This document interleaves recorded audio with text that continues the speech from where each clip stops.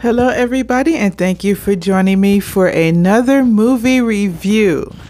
And I just realized I have not done a movie review in 2022 at all. Yes, the last time I did a movie review was last year, so I decided to do one today. Now, today's movie pick I'm doing because I want to see if I was right about thinking that this was on some bull crap. This movie, just like many other movies on Amazon Prime, seems to be a little on the racist side. I haven't seen them, but I've heard about it, and I have seen spoilers on it, and that was some crap. They always come up with these movies. I don't know who the producers are, but they always come up with these movies where it's white people targeting black people, which is racist by itself to target someone because of the color of their skin.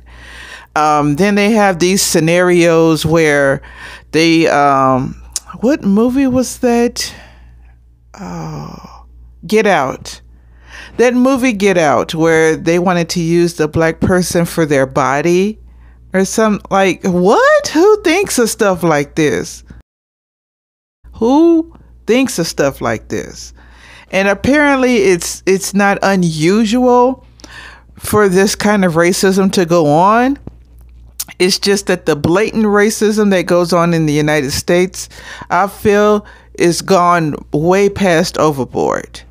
But I digress. I'm going to get back on the subject here. This movie, a lot of people have already seen. It's called The Master.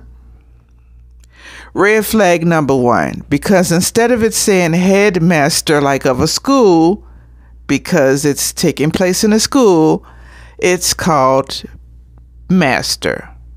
Okay? So, yeah. I have seen the previews. The previews look like trash. And I say that based on the fact that over and over and over again, they tell this young lady that she is the first black person to be hired as a teacher there or headmaster or whatever. I just had to chime in one more time because that should have been a red flag by itself. In the previews, they made it seem like everybody was telling this lady over and over again that she was the first black person at this school. She was the first black person. But when you watch the movie, that conversation happened one time at one party in one episode. Let's get back to the story. And I want to say, why is that? I'm pretty sure there were people applying to this position before. And why is it that it's 2022 and she's the first ever? That's a red flag number two. So yeah, we're going to see how trash this movie is. I'm not going to do a step by step like I did before, but I am going to pop back in and give a summary of what's going on, what I see, and call out the bullshit when I see it. So, if you're ready for that, stay tuned. So, we got the first 6 minutes, and it's already something wrong. So, the black lady is the housemaster and the professor at the school. And there's one other black there so far.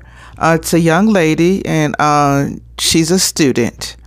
So that's the way it comes on, with the young lady finding her roommate, and then the housemaster making an announcement to everyone in the house, welcoming them to the school, blah, blah, blah. Then that night, the young lady that has the roommate invited 4 or 5 other girls, and I guess they all went to school together, to high school together. So all of them are talking, and the black girl is just sitting there watching them. I can understand that it's awkward because they're all talking to each other and not to her. So that's number one. But something happened. One of them knocked over some drink because they have some cups in there drinking, of course, college. Anyway, they're drinking and everything, and they knocked over one of the cups. It's 5 of them there, plus the black girl makes 6. They throw the towel to the black girl and tell her to clean it up.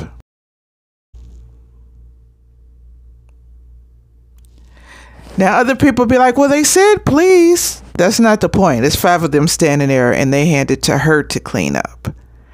It's only 6 minutes in, and you know how YouTube is, so I can't just turn it around so you can watch with me. I don't even know if I could play the audio. If I can, we'll try to get away with that. Wink, wink. But let's keep going.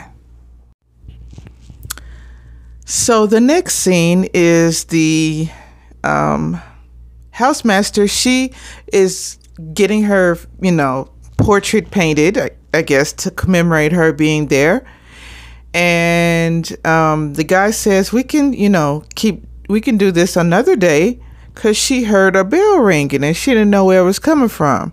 So she was like, okay, we can finish another day. And she peeps around to look at the portrait, and it's an outline. And I have to say, it's not a nice outline. But it's the beginning stages of the portrait, so maybe it'll get better later on. But go to scene 2, and the black young girl who is at the school, the only one so far, goes to get her lunch with the rest of the people in her class. And they walk it down, and all of the people in the cafeteria are black. Don't know what that's about, but okay. And they're greeting the, white girls. Hey, how you doing? You looking good today? And they're giving them their food. Oh, you want a little bit more? And then the black girl comes down with her tray, and they stop talking and stare at her and slap her food on the plate.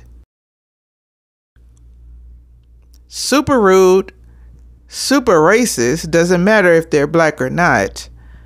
Well, actually, not racist. Prejudice, super prejudice that they've learned from their environment.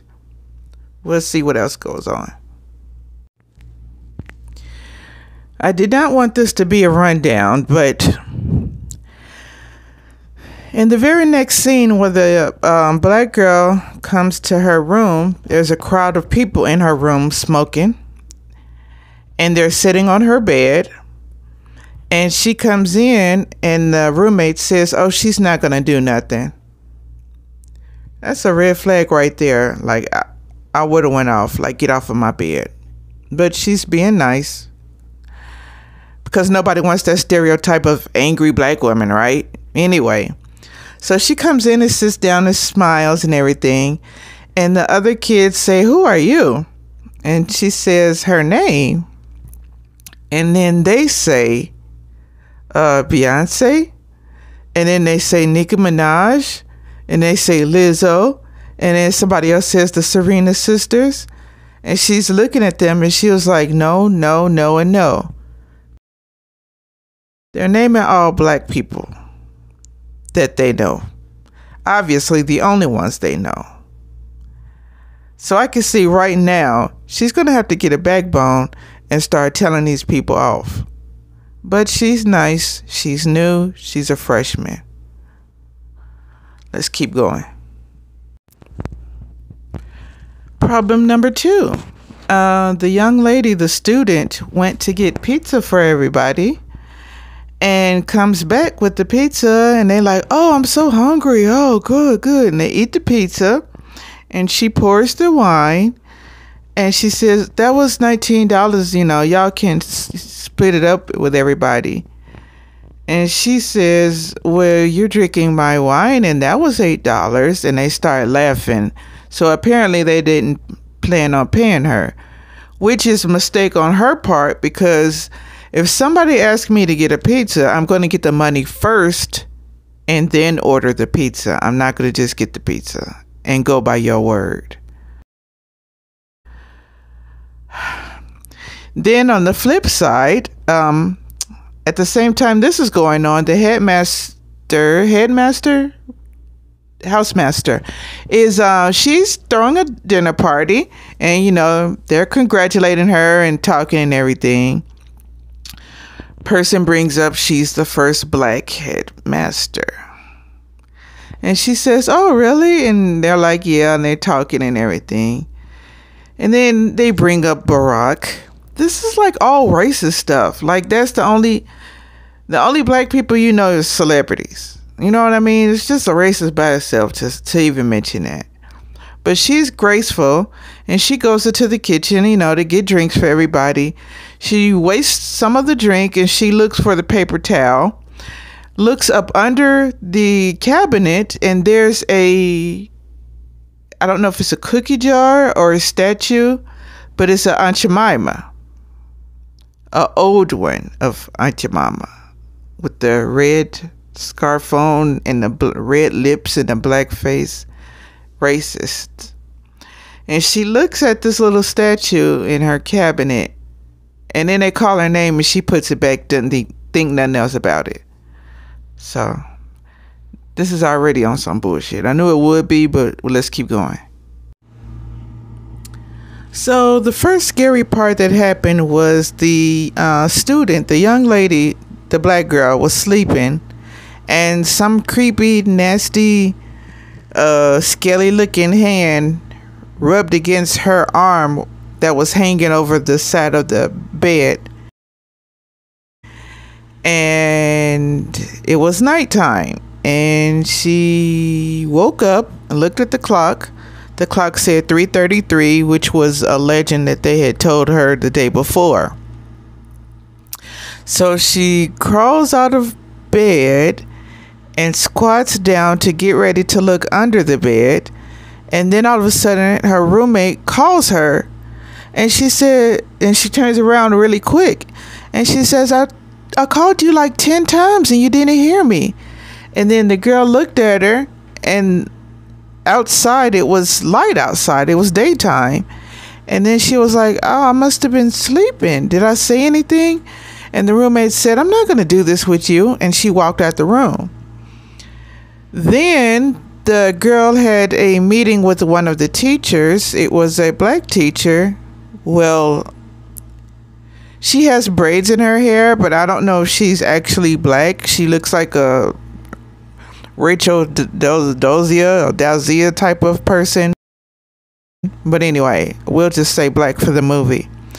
So she's talking to the black teacher, and the black teacher asked her about race in the Scarlet Letter. And she says, there's no race in the Scarlet Letter. What are you talking about? So the teacher, has a meeting with her by herself and says, "Well, I know it could be hard for students like you with these advanced courses." And she said, "Students like me? Where do you think I'm from?" And she says, "I'm from Nebraska. I'm from the suburbs, and I was valedictorian of my school. What did you think?"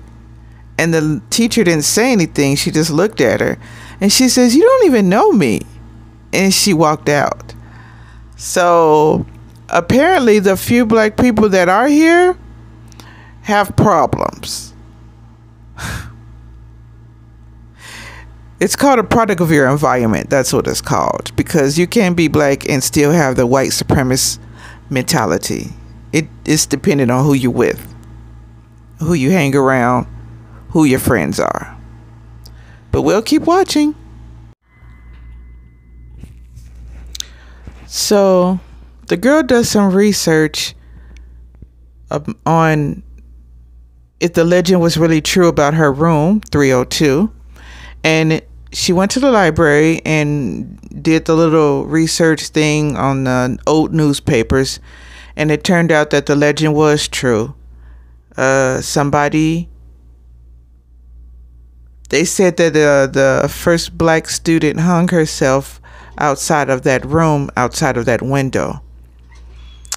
It was 40s, 50s. I'm not sure what the date was, but how much you want to bet that they hung that girl? You started this the day before it was due? So the student who got I didn't know that the teacher gave her an F. The teacher gave her an F, and the student is filing a complaint against her, which she should. That night, the housemaster was on the telephone, and it seems that the bell in her attic rung again, and she's supposed to be the only one in this house. Not only did the bell ring, but she heard a door slam. So now she is investigating, and she goes upstairs and pulls back one of the covers, and she notices that a portrait of her is done, but there are bugs coming out of the portrait. Maggots, might I add. So yeah.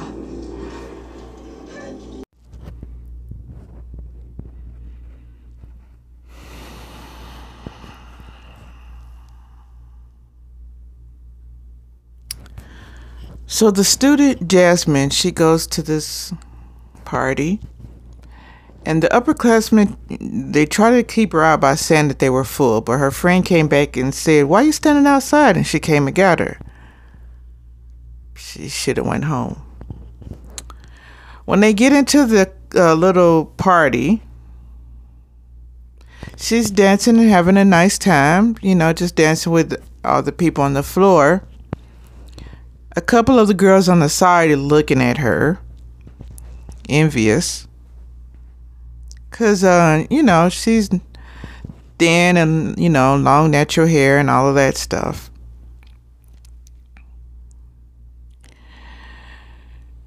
And one of them says, "Look at Jasmine." And the girl who likes this guy, the guy was looking at her and smiling. It wasn't like a "I look like you" type of look. It's a "I want to R-word you" type of look. You know what I mean? Anyway, Jasmine's dancing and everything, and they're having a good time. Then they change the music to rap that has dog and N-word. And everybody in the party circles around her, says dog, point at her, N-word.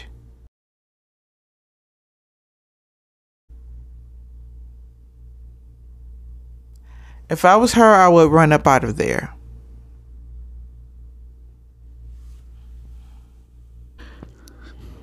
She's still at this party, and she's at a quieter place now, away from all of the singing and dancing. She should have went home. Now this guy's trying to flirt with her. I'm not going to be surprised if he tries to force himself on her and then try to pretend like she's the one that's lying. We've seen these type of movies before, haven't we? If this happens, I'm going to be so angry, and I'm not going to be able to finish this movie. I'm telling you that now. And just like we knew, the guy that the other girl liked, her roommate, came in there, called her cute. She kissed him like a dummy, and the other girl walked in and saw them. So you can bet there's going to be some trash going on. Then she wakes up the next morning, and the housemaster was knocking on the door. And when she opens the door, "Leave" is carved on the door along with a noose.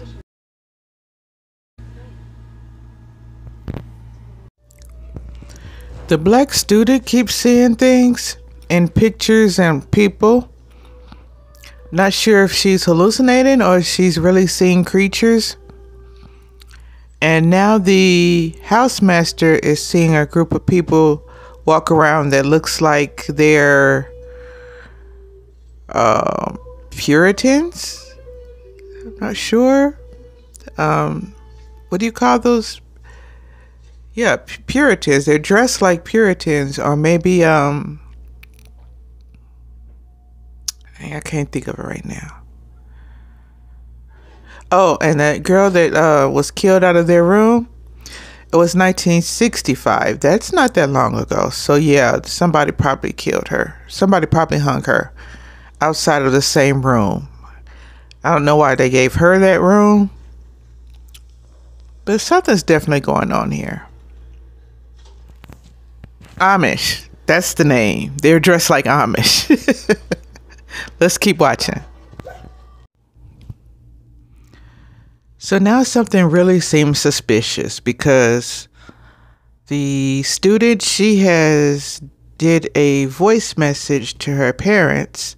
It's Thanksgiving break. She said she wasn't going home for Thanksgiving. She left a message to her parents saying that she had friends, or her friends invited her over to Thanksgiving and she's having fun, when none of that is going on. None of it. Matter of fact, her roommate not only packed for Thanksgiving, but told her that she was leaving for good. So not sure what happened, why the roommate left. The black teacher that was giving her a problem, giving her an F, she claims that she's leaving for Thanksgiving to New York. I don't know if I believe that. And the smoke alarms just went off in her dorm house right now. So we'll see what happens. The smoke alarm went off because outside someone has burned a cross. Yes, in 2022. Yeah, that just happened. So after the cross burning, the other black student introduced herself to Jasmine and gave her a flyer to meet her at this other house where she says is 8. Where she says there are 8 other black students there, so she won't be alone. But now that the white students have come in the bathroom and sort of made fun of her, I don't think she's gonna go, which she should go. So the housemaster heard her bell again, and she's getting ready to investigate upstairs. And there are papers flying everywhere. Not sure why, because the window's not open. But my thing is, when when the noose was on Jasmine's door that said leave, her parents should have been notified. With the cross burning outside, her parents should have been notified. I don't know what's going on, why this housemaster has not called Jasmine's parents. And now she's seeing visions upstairs in the attic. So let me go.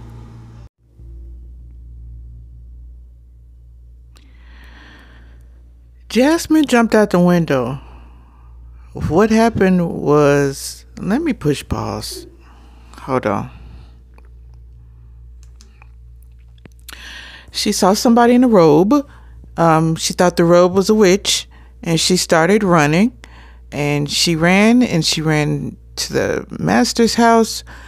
She wasn't home, so she ran across to her dorm, made it in her room, locked the door.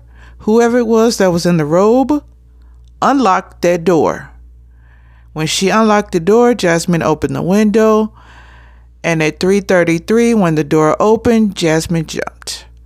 Next scene, Jasmine's in the hospital. The housemaster says that her mother was worried, was on the way. Asked her what happened. Jasmine said it was a witch, and the housemaster said there's no such thing as witches or anything like that. This is America. And then she kind of explained to her, when she was in school, she was one of 3 students, and everybody would get them mixed up. and it was humiliating. And she knows the struggle, and she encouraged Jasmine not to quit. Jasmine said she wasn't going back. She said she just had to get away from that school. And the headmaster did tell her the right thing. She said, you're not going to get away from it, referring to racism, because it's everywhere, no matter how hard you run. And I understand that, because even at my age, as old as I am, my most recent job was at the airport, and I saw racism in my face. Now, they're not going to come out and say the N-word, especially in the airport. Nobody wants to get kicked out the airport. But there are little things that people do that let you know, I don't like you because you're black. And it's just how it is. You think that because you moved to another state, another neighborhood, just move. And there's no moving. There's no moving here. And I wouldn't say it's just a United States thing, because it's worldwide, but it's worse here. In my opinion, it's worse here. Now, the next scene is Jasmine in the hospital. It's nighttime. I still don't understand why this child's parents are not here. I still don't. But let me continue.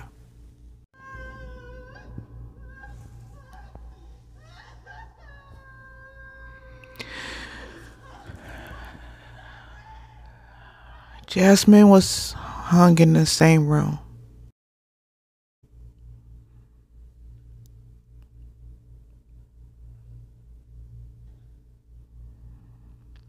Where was this child's parents? Why didn't she call her parents earlier? Who did this to her?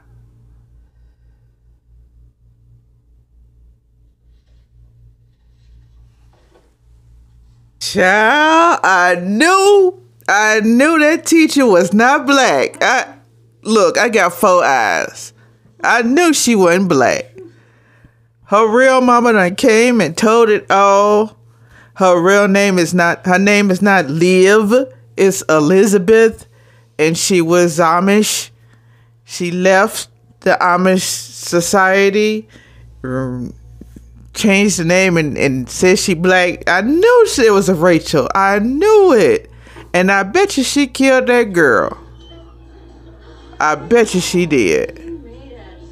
We gonna see how far this go down the rabbit hole.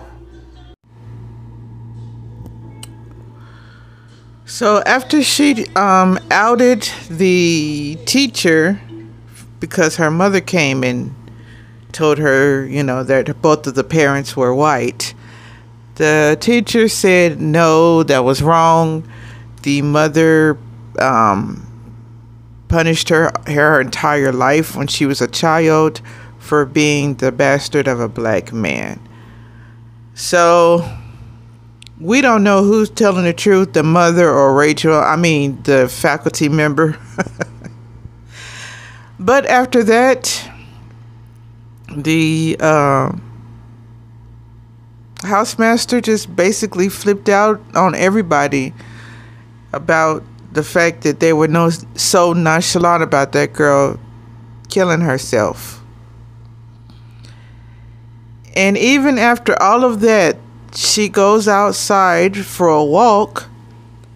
The security stops her and asks her if she's faculty, if he could see her ID. She looks at him and says, "Oh no, I don't work here. I'm just on my way out." And he points in the out direction, and she says, "Thank you," and walks out. What's the moral of the story? The moral of the story is basically, like she said during the whole movie, that no matter where you run, you can't run away from it, meaning racism. It follows you everywhere. That girl was being targeted. Her parents should have been called at the beginning. And I don't think she would have hung herself. The head houseman, She should have called her parents. She also should have left when that bell started ringing and nobody was in the house. Who stays in the house is haunted, right? The faculty members, just the whole storyline. Like I said, it's no surprise that this is Amazon Prime. I'm on and off about that anyway, because the movies that are on here, I have better movies on HBO Max, which is my preference. Amazon Prime is good. I like it when Rihanna comes out with her fashion line and her shows, because her shows are more than just shows. It's runway mixed with video, mixed with music, mixed with fashion. And it seems like every time I cancel my Prime movies, she has another fashion show. So, yeah. But back to this movie. I knew it was going to be on some bullshit. I knew it. I had prolonged it for a long time. The ending was kind of foul. Matter of fact, if it didn't end like that with her just walking out, I would have said that was a bad ending. But at least she walked out. So after careful consideration, i.e., I slept on it, I came to the conclusion that this movie was poorly written and trash. Now let's talk about that. If you're a movie buff like I am, you know that with certain types of movies, there are certain types of rules that are to be followed. Even if the writer wants to veer from those rules, there's still standard things that are set up. All right, so if this movie was supposed to be scary, there was nothing in the movie that made it scary. There was one episode, one little part in there where something touched her arm, and that's it. Everything else was set up so that it could have been in her mind, and we're going to get into that. Okay, so going through the movie again in my head, let's think about a lot of things that happened that there were no answers for, which makes you go into the mindset of, okay, if this can't be looked at as a scary movie, then we're going to have to put our thinking cap on for a mystery movie, things that will happen in a mystery, questions that need to be answered in a mystery. With that being said, let's go through step by step. At the very beginning of the movie, the black girl said that when she was younger, she had problems with sleepwalking. She would sleepwalk to such an extent that when she went over her friend's house one time, the parents of the friend physically had to wake her up because she was using the bathroom and the washing machine instead of the bathroom. I know, girls, right? So that's number one. Number two, while the girl slept with her roommate in the room, she would have to repeat her name over and over and over again, and she would not hear her. And she said that she was talking in her sleep. So with the walking and the talking, anytime something interrupts your REM sleep, your REM sleep, you may have hallucinations. You may have things going on that you're not aware of. And so that leads me to ask the question, why her parents agreed to let her go to a school that was so far away, knowing that she has this condition, and she probably needed someone there to either talk to as a therapist or a doctor who knew her condition. How do we know that she wasn't hallucinating the whole time? As in when she saw people's faces change, Was it really changing, or was it in her mind? When she saw the painting's face change, was it really changing, or was it in her mind? These are things that needed to be addressed in the movie. Second part, where did the maggots come from in the master's house, headmaster's house? She had maggots in her drawer. She had maggots in the painting. The painting was in the attic, but the drawer was downstairs in the kitchen. Where were the maggots coming from? Was the maggots a symbolism of ghosts?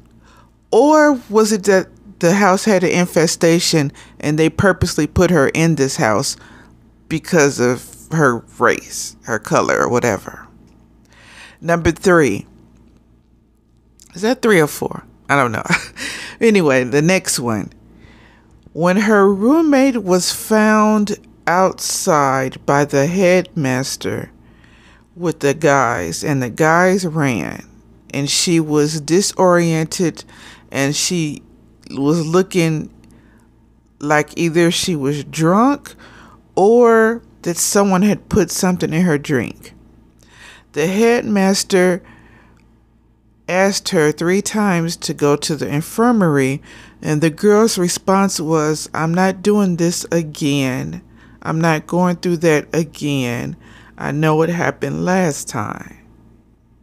And she refused to go to the infirmary. Now, I know as the headmaster, she can't make her go because they're in college now. But I'm saying, should she have let her parents know back then? Because I'm thinking they put something in her drink and she was R-rated. And this wasn't the first time that it happened to her. Which would also go into the reason why she wound up leaving later on down the line when it was time for Thanksgiving. Maybe she didn't leave because of the roommate or because of the mom had a problem with the roommate. Maybe that girl was pregnant and they were going to, take her to fix the problem. Next one. Why was it mandatory that Liv's mother tell the headmaster that she was not black, she was white? Now, if Liv was telling the truth and her mother was punishing her from leaving the Amish community, and maybe it was disgusting for other people to know that she was going around saying she was black. Maybe that was the problem. She was embarrassed. I don't know how they was watching TV or newspapers, because I thought they didn't do that, but that's another story. Or if Liv really was black, why was it still mandatory that her mother track down the headmaster to reveal this? That's another thing. The next thing. Why didn't this headmaster call people's parents? It just doesn't make sense why these people's parents were not called. When the girl had the noose on her door, why didn't the headmaster interview everyone in that dorm room? Because we only saw 3 people. Not saying that that's all she interviewed. We just only saw 3 people. How come everybody didn't get interviewed? How come she didn't talk to the people in the cafeteria? If the people who were working in the cafeteria was black, the groundsman was black, why weren't they talked to? Why was the girl, the main character in the story, why was she in a dorm room that was across campus away from the other black students? And why did we have to find out at the end, well, close to the end, that there were 8 other black students that wasn't even shown in this movie? Why were they all across campus? After the cross burning, one of them came over there, gave her a hug, and gave her a flyer to the other dorm over there, which I still think she should at least went to see who they were, introduced herself, found some friends, but she didn't do that. Why is it that she, meaning the main character, why is it that she didn't want to go home for Thanksgiving? Besides the fact that we never saw her parents through this whole movie, the entire movie, we never saw her parents. She didn't want to go home. She even went so far as to leave a voice message or a video message saying that she was staying with a friend for Thanksgiving, which was a lie, that she had lots of friends, which was a lie, that, there was nothing to worry about, which was a lie. All these things were happening to her, and she didn't tell anyone. Not a family member, not the headmaster, nobody. Was she going through all of this in her head? Was she schizophrenic? Was it really a ghost? If there was really ghosts there, what's the backstory of the ghosts? And why were they haunting her? Why was it that the last person who was killed in this room, if there was a witch, tongue twister. Why was the witch only targeting black people? So you mean to tell me that the witches were racist too? The ghosts were racist too?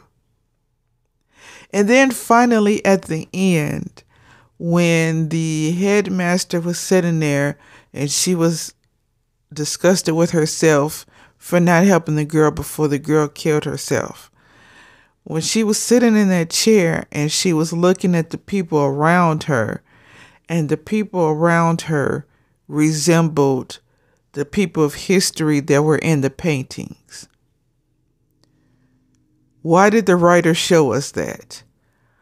Were these people actually from the paintings and they were ghosts? Were these people just resemble the paintings because they were family?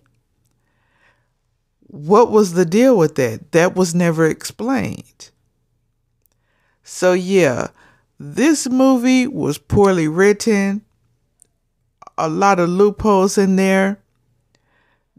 There was a possibility that the girl could have been just schizophrenic and seeing things, and when they told her that urban legend about the girl dying in her room, then she started seeing it, especially the fact that she was sleepwalking and sleep talking and could have had other things going on.